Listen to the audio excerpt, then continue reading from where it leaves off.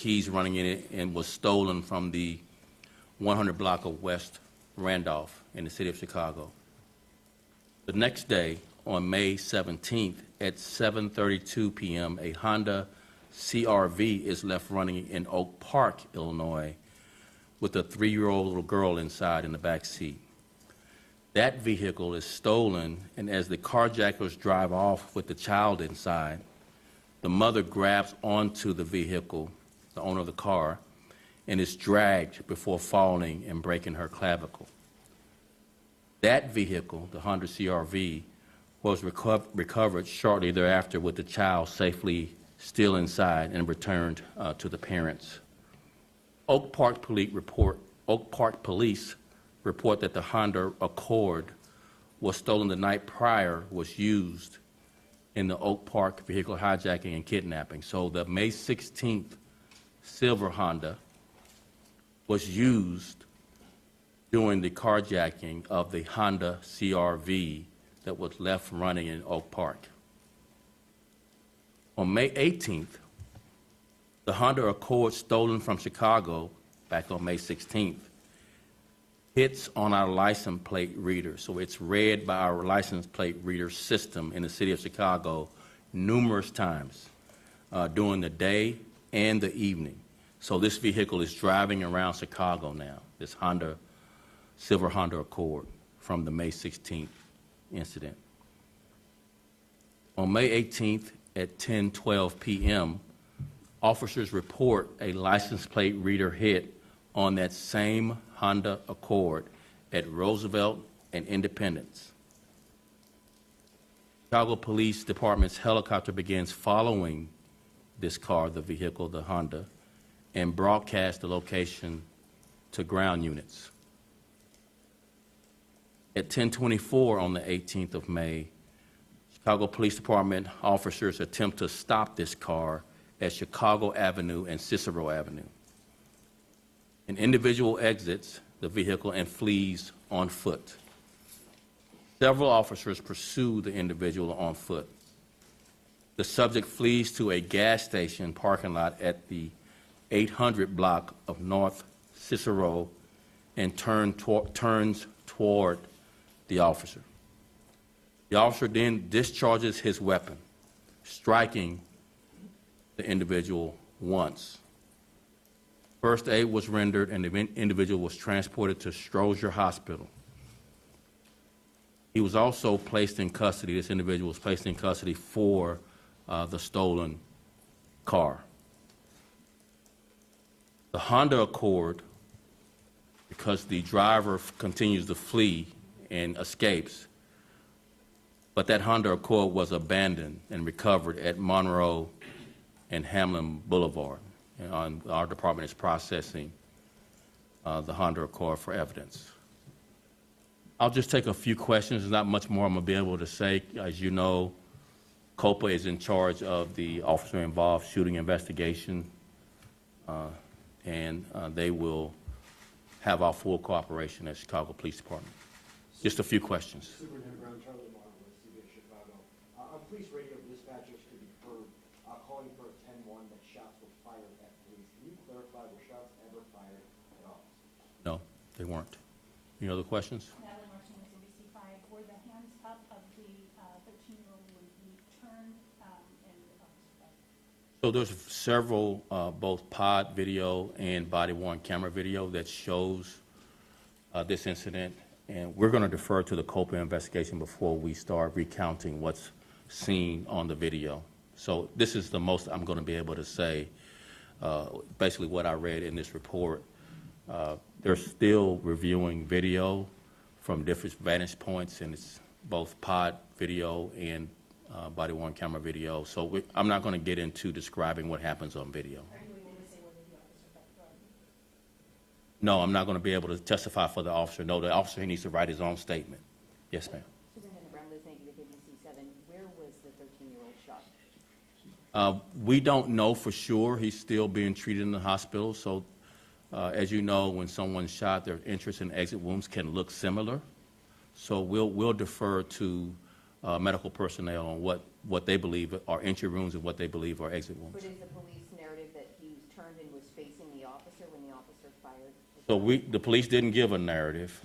I just read and recounted exactly what our statement is. It's just recounting step by step what we know happened.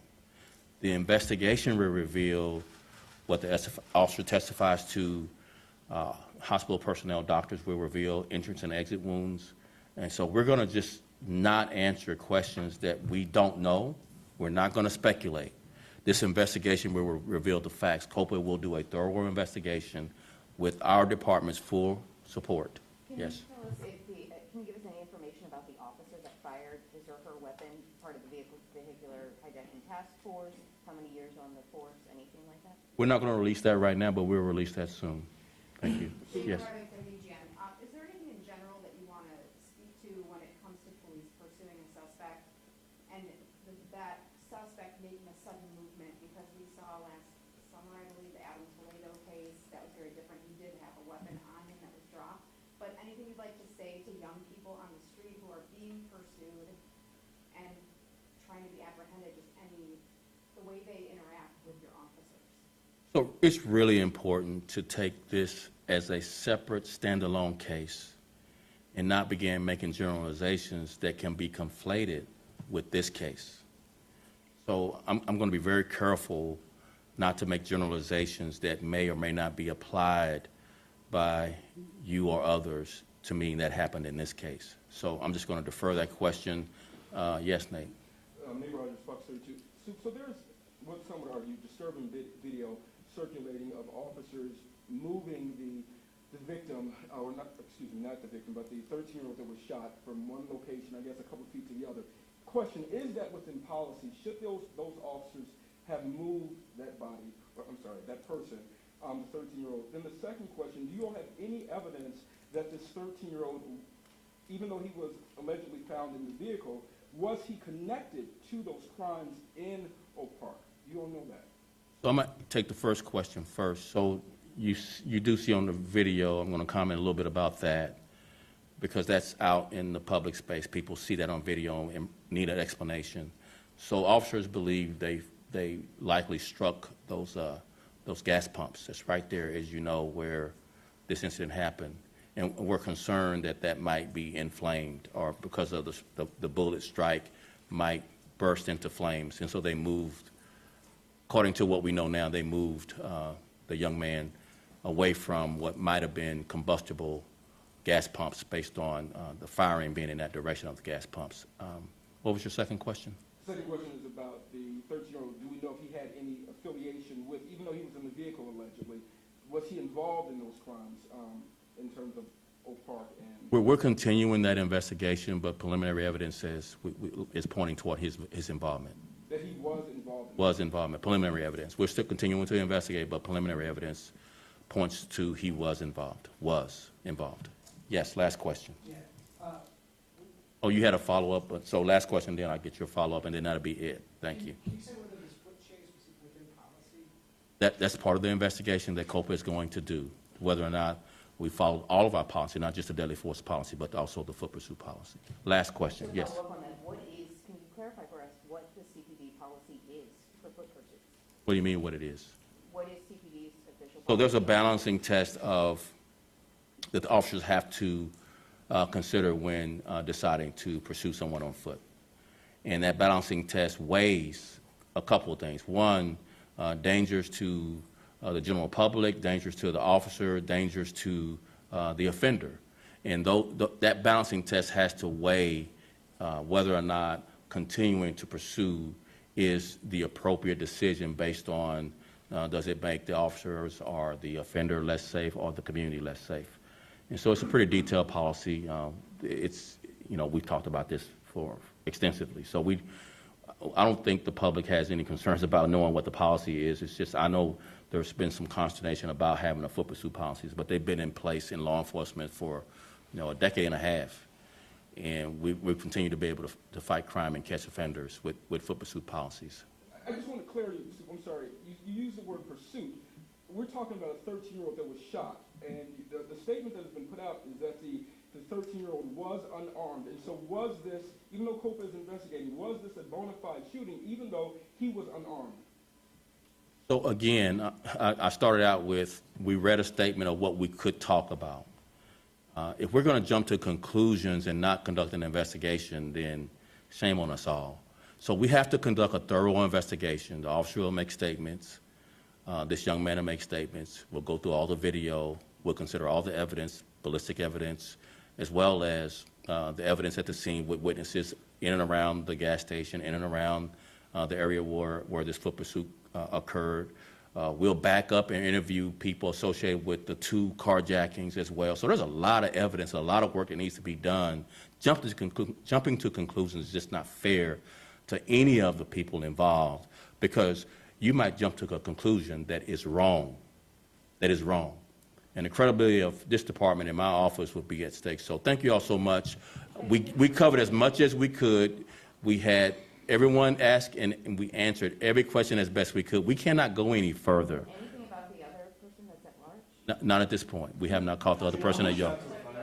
So again, you asked several questions that I said I couldn't answer. If you have other questions, instead of shouting it out to me and have me walk away, we'll get with you offline. We have a comms team that'll tell you the same thing I just told you. So we can only go so far with answering questions with a deadly force investigation, and we cannot draw conclusions to an investigation that just started last night. Okay? So we're going to walk away with you shouting questions, but I would direct you. We're not going to answer any questions. We're not going to answer how many shots were fired. The ballistic evidence will say that. We're not going to answer anything else about the shooting. Millennium Park, we asked about Millennium Park. Is that okay? We'll take that offline. You're so Thank kind. you. Thank you so I much. appreciate it. Tell us also how the officers are doing who ran into that pole or fence or whatever it was on the scene. They're doing okay. Thank you all so very much.